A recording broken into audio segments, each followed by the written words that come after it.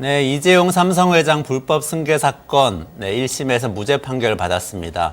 근데 도대체 어떤 내용이었길래 이전의 뇌물 사건은 유죄였는데 이번엔 무죄였는지 이런 의문도 많이 제기되고 있고요. 그리고 검찰이 항소를 했는데 앞으로 어떻게 될지 이 전망 그리고 검찰 앞으로 어떻게 해나갈지 이 전략에 대한 얘기도 좀 나눠봐야 될 것 같습니다. 오늘 김남근 변호사 모셔서요. 이 이야기 좀 자세히 살펴보겠습니다. 네, 어서 오세요. 네, 안녕하십니까. 안녕하세요. 네. 시민사회에서 오랫동안 이 참여연대 그리고 민변에서 활동해 오셨죠. 그러다가 최근에 또 정치활동 시작한 걸로 알고 있는데 조금 본인 소개 간략하게 좀 해주시죠. 뭐 저는 민변과 참여연대 등에서 주로 이제 민생개혁 입법들, 경제민주화 입법들을 하는 이제 입법 운동을 주로 많이 했었는데요. 한번 이번엔 좀 위치를 바꿔서 한번 정치권에 들어가서 그런 입법을 실현하는 활동들을 한번 해보자라는 생각에서 뭐 정치권 요번 이제 총선 출마를 결심을 하게 되었었고요.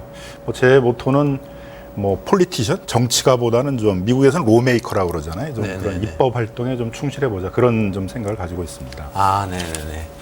기대됩니다. 시민사회 활동하시던 왕성한 모습을 제가 벌써 10년도 더 넘게 전부터 여러 가지 토론 자리에서 뵈면서 저는 또 희망제작소에 있었고 참여연대 계시고 해서 많이 토론하면서 뵀었는데요. 많은 기대가 되고 특히 이제 근데 오늘은 삼성 문제를 모셨는데 이 문제는 또 오랫동안 추적을 하셨죠. 뭐 저희가 뭐 시민단체에서 한 2000년대 초반부터 삼성그룹이 이재용 부회장에게 경영권을 승계하기 위해서 뭐 정상적인 방법으로 한다고 그러면 이제 문제가 없었겠죠. 근데 이제 각종 이렇게 불법적인 방법들을 동원하고 있어서 관심을 많이 갖게 됐었고요.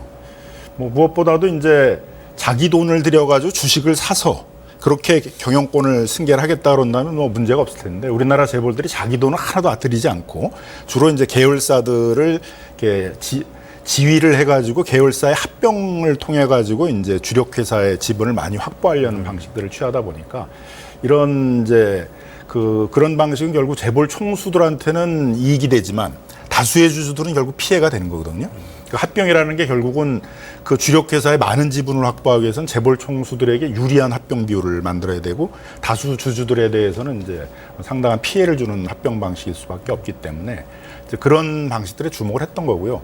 삼성 부분은 이제 더 특히 문제가 되는 것들은 그런 경영권 승계를 하기 위해서 이제 뇌물을 제공을 하고 정권이 이제 우리의 경영권 승계에 대해서 지원을 해달라 이런 이제 요구를 해서 소위 우리 헌법에서 아주 경계하고 있는 정경유착이야 그런 폐습들을 전형적으로 보여준 사건이었고 또 무엇보다도 삼성의 불법 행위에 대해서는 이제 우리 검찰이 수사를 못한다. 또 뭐 수사를 하더라도 재판부가 이제 제대로 엄단을 하지 못한다. 이런 것들이 계속 있었기 때문에 우리 헌법에서는 만인 앞에 법 앞에는 만인이 평등하다라는 그를 편명하고 있는데 이상하게 재벌 총수의 재판이나 수사에 대해서는 이제 그 검찰이나 법원이 제 역할을 하지 못하다 보니까 사법부의 신뢰들이 많이 떨어지고 있어서 그런 점에서도 저희가 많이 주목을 해왔던 것이죠. 그렇군요. 그러면은 이번 판결에 대해서도 하실 말씀이 많으실 것 같은데 판결문은 바로 오늘 나왔다면서요? 저는 뉴스가 많이 나와서 그 판결문도 나온 줄 알았더니 법원이 이제 공보 자료를 배포해서 그 공보 자료도 뭐 몇십 페이지가 되기 때문에 상당한 양입니다만 판결문은 뭐 1600페이지가 넘어가지고 뭐 다 아직 뭐 철저히 분석을 하지는 못했고요. 일단 공보 자료를 이제 가지고 이제 판단을 해보면 가장 핵심적인 것은 합병 비율이거든요. 그러니까 합병의 목적이 이제 사업적 목적이 있었기 때문에 이걸 불법이라고 볼 수가 없다라는 것들이 어떻게 보면 지금 1심 판결의 핵심적인 요지인데. 삼성물산과 제일모직의 합병 비중. 그러니까 합병의 목적에는 사업적 목적도 있었겠죠. 근데 그거와 함께 이제 그 이재용 부회장이 그 삼성의 주력 그룹의 지분을 못 갖고 있잖아요. 제일모직은 주력 회사가 아니었고 삼성물산, 삼성전자가 이제 주력 회사인데 그 주력 회사의 지분을 이제 확보하려는 목적도 분명히 있었기 때문에 그런 경영권 승계의 의도도 있었다라고 봐야 되는데 사업적 목적이 있었기 때문에 이걸 불법으로 볼 수밖에 없다라는 것, 불법이 아니다라고 하는 건 너무 한 측면만을 본 거죠.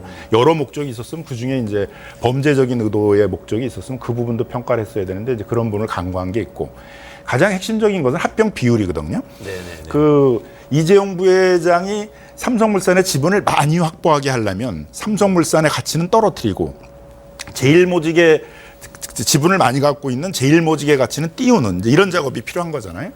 그래서 이제 1대 0.35라는 합병 비율이 나왔는데 그거에 대해서는 이제 대부분의 이제 의결권을 전문적으로 분석하는 그런 전문 기관들에서는 불공정한 합병 비율이다. 찬성하면 안 된다 그랬고 국민연금도 내부적으로 검토를 할 때는 이제 그 합병 비율에 하게 되면 삼성물산 주식을 많이 갖고 있는 그 국민연금이 뭐 적어도 한 뭐 1,300억 이상의 큰 피해를 보게 된다. 그래서 반대 의결을 해야 된다. 이런 의견들을 갖고 있었거든요. 그러니까 결국은 1대 0.35라는 이재용 부회장한테는 압도적으로 유리하고 다수의 주주들한테는 피해를 볼 수밖에 없는 그 합병 비율은 정상적으로는 이제 관철되기 어려웠던 거죠.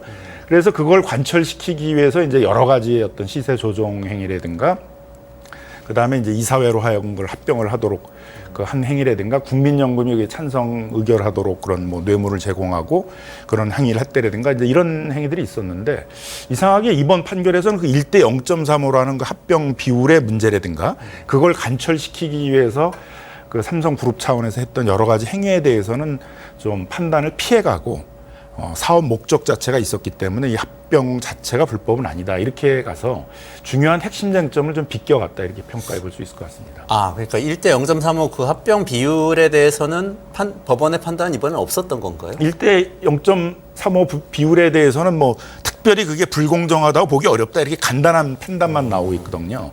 근데 그게 사실 이제 핵심인 거잖아요.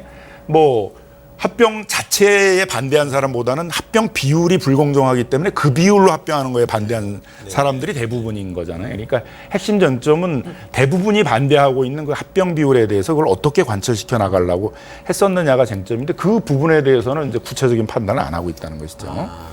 핵심 쟁점 비껴갔다 이렇게 좀 판단을 하시는군요.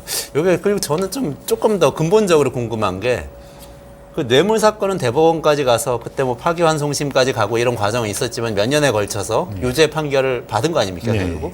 그럼 뇌물을 제공했는데 이번 사건은 어떻게 보면 이번에 무죄 판결 받은 거는 뇌물의 대가로 얻어낸 어떤 의결 이것이 문제이냐 아니냐를 가지고 따진 거잖아요. 뇌물은 유죄인데 이것은 이 비율은 이 합병은 문제가 아닐 수 있는 건가요? 그러니까 아마 이제 이 재판부는 이렇게 판단한 것 같습니다. 그 이재용 부회장이 뇌물을 제공한 사건에서는 포괄적인 경영권 승계에 대해서 지원을 해달라고 그러면 뇌물을 제공했다고만 인정을 했지 삼성물산 제일모직 합병이라는 구체적인 사안에 대해서 이걸 도와달라고 뇌물을 제공했다는 판단은 없었지 않았느냐 이런 판단인 것 같은데 뇌물 제공에 관한 그 재판만 있었던 게 아니라 삼성물산 제일모직 합병에 관해서 국민연금이 찬성하게 만들기 위한 그 직권 남용 행위에 대한 재판도 있었거든요. 그래서 박근혜 대통령이 불법적으로 지시를 해서 보건복지부 장관한테 국민연금 삼성물산에 삼성물산 제일모직 합병에 국민연금이 찬성하게 하라는 지시를 했고 또 보건복지부 장관이 국민연금의 기금운용본부장한테 지시를 해서 처음에는 반대 의사 그 합병에 대해서 반대 의사를 갖고 있었었는데 그걸 이제 찬성 의결을 하도록 해서 국민연금이 캐스팅 보드를 갖고 있었거든요. 거기가 반대하면 이제 무산되는 거였는데 그게 결국은 이제 찬성 의결을 하게 해서 그 국민연금에 피해를 입혔다. 그래서 직권남용행위 국민연금 입장에서는 이제 자신들에게 피해를 주는 그런 업무상 배임으로서의 그 찬성행위를 했기 때문에 기금운용본부장에 대해서 업무상 배임죄의 확정 판결이 내려진 겁니다. 그 판결하고는 이 판결은 정면으로 배치되는 거죠. 그러네요. 근데 이번에 나온 아마 공표된 자료인 것 같은 저는 판결문을 직접 인용한 건 아닌 것 같은 자료는 아닌 것 같은데 요약한 거니까 뭐 판결문과 다르진 않은 거죠. 그러니까 여기 문구를 보니까 합병을 통한 그룹 지배력 강화는 삼성물산 주주에게도 이익이 됐다는 측면이 있으며 합병의 합리적인 사업 목적이 존재하는 이상 지배력 강화 목적이 수반되었더라도 합병 목적이 전체적으로 부당하다고 할 수 없다. 그래서 이전의 판결하고 배치되지 않는다.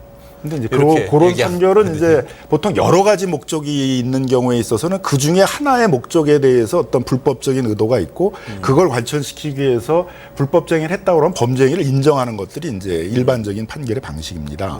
근데 그 중에 이제 사업적 목적이라는 게 있었기 때문에 뭐 나머지 의도에 대해서는 살펴볼 필요가 없이 이 합병 자체는 불법이라고 볼 수 없다. 그런 거는 좀 잘못된 그 판단 방식이라고 보여지고요. 적어도 뭐 주된 목적이 뭐였느냐 이런 것들은 좀 판단했었어야 되는 게 아닌가 생각이 들고 합병 자체를 반대한 게 아니라니까. 그러니까 문제가 되는 건 그 합병의 비율, 그 비율로 합병하는 걸 반대한 거잖아요. 그렇죠. 네, 그 비율로 합병을 하게 되면 이재용 부회장 개인은 압도적으로 유리하게 삼성물산에 많은 지분을 갖게 되는데 삼성물산의 기존 주주들은 다 피해를 보게 돼 있는 거잖아요. 자신이 갖고 있는 재산의 가치가 크게 떨어지게 되니까. 그러니까 핵심은 그 합병 비율로 합병하면 안 된다라는 것이었고, 그건 국민연금 내부적으로도 캐스팅 보드를 쥐고 있는 국민연금도 그 비율로는 합병하면 안 된다였다는 거예요. 그래서 먼저 반대를 한 다음에 다시 합병 비율이 조정이 되면 그때 이제 뭐 찬성 의결을 하더라도 해야 된다는 거였고, 기금운용본부장이 이재용 부회장을 만났을 때는 그 얘기도 했단 말이에요. 합병 비율이 불공정하기 때문에 합병 비율을 바꿔야 된다라고도 얘기를 했는데, 그런데도 불구하고 아무런 조치가 없었는데도 결국은 박근혜 대통령이 보건복지부 장관한테 지시를 해가지고 국민연금이 이제 피해를 보는 걸 알면서도 찬성을 하게 만들었었기 때문에 바로 그 사건에 대한 확정 판결을 보더라도 이 1대 0.35의 비율로 합병하는 것 자체는 불법적인 행위였다라는 것들은 어떤 판단이 있었던 것이죠. 거기서 또 중요했던 문제는 1대 0.35로 어쨌든 재무적 가치를 평가해서 그 결과에 따라서 합병 비율을 정하는 거 아닙니까? 기업 합병할 때. 근데 그때의 재무적 가치 산정의 근거가 됐던 이야기. 그러니까 그 회계적인 이 계산 과정에서 분식이 있었냐 없었냐. 이것도 굉장히 중요한 주제였던 것 같은데 이번 재판에서 그것도 좀 판단을 했었나요? 아니면 그것도 애매하게 넘어갔나요? 그러니까 이제 그 합병 비율에 대해서는 물론 뭐 삼성 측에서 의뢰한 회계법인들은 뭐 합병 비율이 적정하다는 의견을 낸 데들도 있었고, 근데 대부분의 이제 의결권 자문 그런 그 기구들에 대해서는 합병 비율이 불공정하기 때문에 찬성하면 안 된다는 의견이었고, 국민연금 내부의 의견도 적어도 1.406 그러니까 0.35보다는 더 비율이 좀 높아져야 된다. 이제 그렇게 판단을 했었기 때문에 뭐 그런 국민연금이나 이런 데에 있어서는 이제 합병에 찬성하면 안 되는데 그걸 이제 불법적인 지시에서 했다. 그런 이제 내용이 있고요. 분식 회계권은 이제 그 삼성 바이오로직스와 또 관련된 건 있죠. 그 제일모직의 자회사로 이제 삼성 바이오로직스가 있거든요. 그러니까 이것도 이제 놀라운 건데 삼성 바이오로직스가 이제 어떻게 보면 삼성그룹의 미래의 주력 사업이에요. 근데 그게 삼성전자나 삼성물산의 자회사가 아니라 이제 그 당시에는 비상장 회사였던 조그만 회사였던 제일모직의 자회사로 만들었다는 것도 그룹 차원에서의 이제 경영권 승계와 관련된 보관이 있었던 것이라고 이제 봐야 될 텐데요. 그래서 삼성 바이오로직스의 가치가 커지면은 제일모직의 가치가 올라가게 돼 있잖아요. 이 자회사니까요. 근데 삼성 바이오로직스가 미국의 바이오젠이라는 제약사하고 이제 삼성 에피스라는 이제 회사를 만들었습니다. 근데 거기에 이제 그 삼성 그 바이오젠이라는 회사가 콜옵션이라는 걸 행사를 해가지고 자기가 지분을 늘릴 수 있도록 이렇게 돼 있었거든요. 그래서 그 콜옵션이라는 거에 대해서 바이오젠은 계속 공시를 해왔습니다. 우리 콜옵션을 갖고 있다. 근데 삼성 바이오로직스는 그걸 공시를 하질 않았어요. 그 콜옵션이 있다는 것들을 공시를 하질 않다가 갑자기 이제 2015년 4월, 2015년 이제 5월에 이제 합병 결의가 이루어지게 되는데 그걸 앞두고 직전에 이제 콜옵션이라는 게 존재를 하는데 그 콜옵션이라는 것들에 대해서 행사할 가능성이 높아졌기 때문에 삼성 에피스가 이제 그 회계 기준을 달리해야 된다 이제 이렇게 얘기하면서 갑자기 이제 4.5조, 그러니까 4조 5천억이라는 이제 회계상에 있어서의 그 자본 투자 이익이 생겼다는 거예요. 그러니까 아무것도 없는데 회계 기준만 바꿨는데 갑자기 4.4조 5천억의 그 자본 투자 이익이라는 게 생겼다. 생겨서 삼성 그러니까 에피스에 삼성 바이오로직스가 가치가 올라가겠죠. 그만큼. 그러면 제일모직도 가치가 올라갈 거 아니에요? 제일모직이 지분을 가지고 있으니까 그러니까 같이 올라가고. 갑자기 이제 합병을 앞두고 제일모직의 가치는 막 올라가는 그런 것들이 보이고 삼성물산은 뭐 2년 동안 거의 수주를 하질 않고 뭐 카타르에서 아주 큰 해외 건설 수주를 했는데 그거는 또 공시하지 않고 이런 것들이 있었단 말이에요. 그래서 이제 이런 것들이 다 그 범죄 사실로 해가지고 이제 기소가 됐던 것인데 뭐 이런 부분에 대해서는 좀 제대로 판단하지 않았다는 것이죠. 그러니까 시세 조정 분식회계 이 부분 다 무죄로 판단을 했는데 그게 이 부분인 거죠. 지금 말씀하셨던. 그렇죠. 이제 이런 이제 그 제일모직의 가치를 올리기 위해서 벌였던 이제 여러 가지 행위, 삼성물산의 가치를 떨어뜨리기 위해서 벌였던 여러 가지 행위들. 그거 자체도 그러니까 사업상의 판단이었기 때문에 그 합병 괜찮다, 자체가 이렇게. 사업적 목적이 있었고 그 자체가 합병 자체가 불법이 아니기 때문에 이런 행위들에 대한 판단에 있어서 전제 사실이 다 틀렸다. 판결문에 보게 되면 다 전제 사실이 틀렸다. 이거로 다 쳐내거든요. 전제 사실이 그러니까 전제 사실이 삼성물산 제일모직 합병이 이제 그 경영권 승계의 의도로 한 것이다라고 했는데 그게 아니다. 사업적 목적도 있었다. 이렇게 이제 판단하면서 다 쳐내려가는 거죠. 근데 그거 예를 들면 법적으로 볼 때 저는 이제 경제를 해서 법을 잘 모르는데요. 전제 사실이 틀렸다고 말을 한다는 것은 그 지금 예를 들면 그런 회계 조작을 통해서 가치를 지나치게 높게 평가했다라는 사실에 대한 판단입니까? 아니면 그 판단하지 않겠다는 겁니까? 그게 괜찮다는 겁니까? 아니면은 괜찮은지 아닌지는 중요하지 않다입니까? 그러니까 이제 제일 핵심은 사실 전제 사실로 따지면 제일 핵심은 합병 비율이거든. 1대 네네네. 0.3으로 네네네. 정한 것 자체가 불공정하냐인데 그 판단을 다 빼버리고 그냥 사업적 목적만 가지고 사업적 목적이 그 있었기 때문에 이제 그 전제 사실이 틀렸기 때문에 그 행위들에 대해서 그걸 불법적으로 바라보는 것 자체가 이제 잘못됐다. 이렇게 이제 가고 있으니까 그걸로 거의 다 사실들을 인정할 수 없다라는 것으로 이제 가고 있습니다. 근데 1대 0.35라는 것들이 굉장히 불공정하고 그거를 관철시키기 위해서 여러 가지 제일모직의 가치를 높이고 삼성물산의 가치를 떨어뜨리는 행위를 했다. 그렇게 되면 그건 다 범죄 행위가 되는 거죠. 말하자면 범행 의도에 대한 얘기를 이제 그렇죠. 하는 거군요. 그러니까 1대 0.35가 핵심인데 그 합병 비율에 대한 얘기는 이제 거의 판단 안 하고 그냥 합병 목적에 사업적 목적도 있었다. 경영권 승계의 목적뿐만이 아니라 그걸로 이제 다 피해갔다는 거죠, 판단을. 범행 의도가 없었기 때문에 전체적으로 문제를 삼기가 좀 어렵다. 이렇게 됐군요. 한 가지 제가 또 좀 민감하게 제가 또 예민하게 봤던 건 엘리엇하고 관련된 거였어요. 그 ISDS 그 국제 투자 분쟁이잖아요. 거기서 우리나라가 정부가 패소해가지고 돈을 1,300억 원 물어주게 된 거 아닙니까? 그랬는데 지금 이번에 1심 재판 결과에 따르면은 그건 괜히 물어준 건가? 이런 생각도 들고요. 이게 어떻게 되는 겁니까? 그러니까 그 국제 중재 판정에서도 전제 사실은 뭐냐면 1대 0.35라는 합병 비율이 주주들에게 피해를 주는 거다. 이재용 개인한테는 이익을 주지만 주주들한테는 피해를 주는 거다. 그래서 엘리엇이라는 주주가 피해를 봤다. 이 전제에서 출발하는 거거든요. 근데 그 피해를 보게 하는 데 있어서는 삼성물산 제일모직의 합병에 국가가 개입을 했다는 거예요, 대한민국이. 그 개입했다는 거에 중요한 것은 박근혜 대통령이 지시하고 보건복지부 장관이 지시해서 기금운용본부에서 그렇죠. 피해를 본다는 걸 알면서도 찬성을 했기 때문에 거기 캐스팅 보드를 준 국민연금이 결국 찬성하는 바람에 그대로 합병이 되는 바람에 엘리엇이라는 주주가 피해를 봤다는 거거든요. 엘리엇만이 아니라 그 뒤에 또 다른 또 투기자본들도 이제 다 국제중재판정제 신청을 지금 하고 있는 상황인데 그러니까 전제가 되는 건 1대 0.35로 하게 되게 되면 이재용은 이익을 보지만 그 다른 주주들은 피해를 본다는 게 전제인데 삼성물산 지분을 갖고 있던 다른 주주들은 이제 다 피해를 본다는 걸 전제하고 있는데 이걸 싹 빼뜨려 버리니까 다른 결론이 나와 버리는 거죠. 그럼 이제 결국은 국제중재판정에서는 계속 1대 0.35는 불공정한 비율이고 그대로 해가지고 하면은 이제 삼성물산의 그 주주들은 피해를 본다라는 걸 전제로 해서 계속 판단해 나갈 텐데 우리나라 법원에서 만약 그대로 이제 1심 판결대로 가버리면 1대 0.35가 불공정하지 않다. 그걸로 주주들이 피해를 본 게 없다. 이런 식으로 판단해 보게 되면 이제 국제 중재 판정과 우리 국내에서의 판정 완전히 달라는 결론이 나오게 돼 버려 가지고 그럼 결국은 누가 제일 바보가 되냐면 대한민국이 바보가 되는 거예요. 대한민국은 국제 중재 판정에 따라서 엘리엇이나 이런 투기자본한테 손해배상은 다 물어주고 우리나라에서는 구상권을 행사할 수가 없잖아요. 우리나라에서는 피해를 본 게 없다 그러는데 1대 0.3으로 해서요. 이게 한동훈 지금 국민의힘 비대위원장이 법무부 장관일 때 엘리엇 패소 판정이 나왔었죠. 그래서 우리 정부에서 또 패소했는데 거기에 용어를 뭐라고 하나? 항소라고 하나요?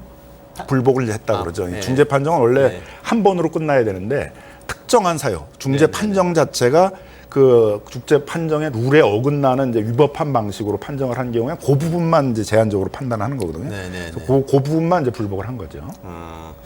근데 그러면은 엘리엇한테 1,300억 어쨌든 뭐 세금으로 물어주는 건데 일단 물어주고 나중에 삼성한테 구상권 청구할 수 있다는 얘기도 좀 있었는데 그것도 이제 없던 일이 되는 건가요? 이제 뭐 결국은 건가요? 이제 삼성물산 그다음에 이제 이재용 부회장이 공동 불법 행위를 한 거거든요. 결국은 이제 부당한 합병을 통해 가지고 그 주주들에게 피해를 본 거니까 그 공동 불법 행위자들에 대해서 대한민국도 구상권을 행사해야 되겠죠. 뭐 저는 당연히 구상권을 행사해야 된다고 보고 또 국민연금도 손해를 본 거잖아요. 엘리엇만 아니라 엘리엇보다 지분은 더 많이 갖고 있었어요, 국민연금이. 그러니까 국민연금 더 많은 이제 손해배상을 좀 청구해야 될 상황이니까 당연히 해야 된다고 생각이 들고요. 근데 1심 판정이 계속 만일 유지가 되면 이제 굉장히 어려움이 생길 수가 있겠죠. 지금의 이재용 부회장에 대한 1심 판정은, 형사 1심 판정은 피해가 없다. 1대 0.35가 불공정한 게 아니다. 이렇게 지금 판단을 하고 있기 때문에 이게 유지가 되면 이제 그 모순, 충돌이 생길 수가 있죠. 근데 아마도 뭐 항소심이나 이런 데서는 그게 계속 인정되긴 좀 어렵지 않겠나 생각이 듭니다. 이 앞에 선행 판결들과 모순되는 내용들이 많이 있기 때문에. 검찰이 이제 항소해서 다퉈보려고 하는 거죠. 앞으로 어떻게 될 걸로 보세요? 그래서 저는 이제 항소심에서는 제일 핵심적인 쟁점으로 1대 0.35의 합병 비율이 이제 공정한 것이었냐. 불공정한 것이었냐, 삼성 주주들이 피해를 보는 것이었냐. 그것이 삼성 주주들에게 피해를 보는 것이기 때문에 찬성 의결을 얻어내기가 어려우니까 이재용 부회장과 삼성그룹 차원에서 미래전략실 차원에서 그 제일모직의 가치를 띄우고 삼성물산의 가치를 떨어뜨리기 위한 여러 가지 행위를 한 것에 대해서 좀 체계적인 판단을 해야 된다 이렇게 이제 보여집니다. 그렇군요. 근데 뒤집힐 가능성은 좀 있다고 보세요? 앞에 선행 판결들이 많이 있기 때문에 그 선행 판결들과 모순되는 지점이 분명히 있다. 네, 그래서 그런 모순되는 판결들을 그대로 유지한 채 지금 1심 판결이 확정되기는 어렵지 않겠냐 이렇게 저는 전망하고 있습니다. 그렇군요. 한 가지만 더 살펴볼게요. 시간이 거의 다 됐는데요. 그 프로젝트 G 문건이라는 이 문건이 나왔어요. 저 삼성경제연구원 출신인 거 아세요? 옛날에 삼성경제연구원 있었는데 이런 제목 이렇게 잘 붙입니다. 그래서 미래전략실하고 경제연구소하고 요거는 어떻게 봐야 될까요? 거기 내용에는 분명히 삼성그룹의 지배력 그 승계 문제에 대한 얘기가 나오죠. 근데 그 지배력 승계 얘기가 이재용 부회장 개인의 지배력 승계에 관한 얘기는 아니다. 아마 이런 식의 이제 아마 판단을 지금 하는 것으로 보여지는데 그 내용을 보게 되면 그러면 삼성에서 공식적으로 만드는 문건인데 거기다 이재용 개인의 지배력 승계를 위해서 이렇게 썼겠습니까? 그냥 그건 드라이하게 그냥 그룹 차원에서의 지배력 승계 이렇게 얘기를 하는 건데 그룹 차원에서의 지배력 승계라는 게 결국 핵심 정점은 이재용 부회장이 그 그룹의 지배력의 정점에 쓰는 거잖아요. 그러니까 저는 크게 다르지 않다. 결국 이재용 부회장 개인의 경영권 승계의 내용도 거기에 포함되어 있는 것이라고 봐야 되는데 1심은 그걸 좀 달리 해석을 했던 것 같습니다.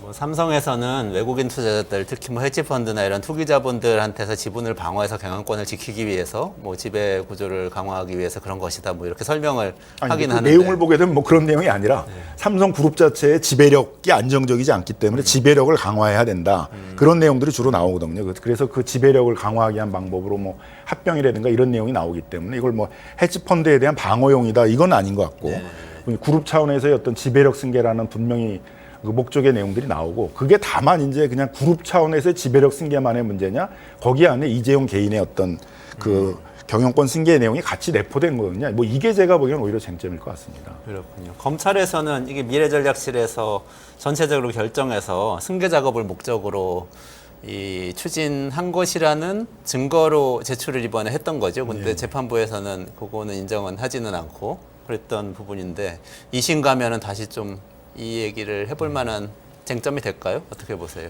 근데 일단 미래전략실이라는 것 자체가 법적으로 따지면 아무런 권한이 없는 맞아요. 그냥 재벌 기업 집단이라고 그러지만 그런 거는 사실 법적으로는 존재하지 않는 거고 그냥 그 회사들이 존재하는 거잖아요. 그러니까 합병 문제도 삼성물산이 자체적인 자기 판단에 의해서 돼야 되는데 그걸 삼성물산이란 회사 내에 이사회가 결정을 하는 게 아니라 미래전략실이 미리 결정을 해놓고 그걸 관철시키려고 했다는 것 자체도 이미 불법적인 것이죠. 그렇군요. 네. 네, 오늘 여기까지 진행해야 될 것 같은데요. 너무 깔끔하게 잘 정리해 주셔서 감사드리고요. 어려운 일인데 이게 잘 전달이 됐을지 잘 모르겠습니다. 네, 앞으로도 좀 많은 관심 부탁드립니다, 변호사님. 그리고 감사합니다. 검토하시고. 예, 네, 감사합니다. 고맙습니다. 네.